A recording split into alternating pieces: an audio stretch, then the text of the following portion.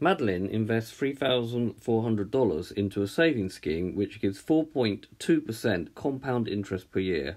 After how many years will the amount be more than $4,000? Now we're going to use trial and improvement. But first of all, let's work out the multiplier for an increase of 4.2% is 1, which is 100%, plus 0.042, which is the decimal for 4.2%, which gives me 1.042.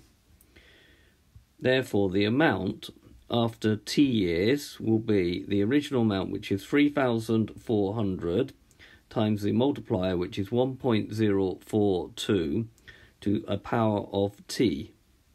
And what we've got to find is the value of t, such that the amount is more than $4,000.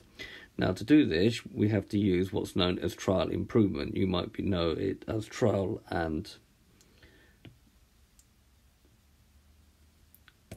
error, but we're going to call it trial and improvement.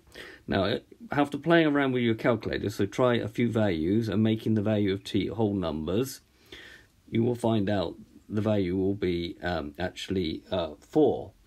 However, we need to write down some sort of working. So the working is such as follows.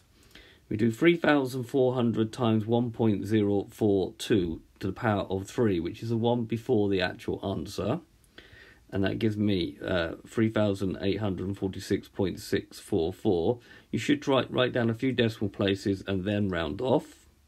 So it's 3,846.64.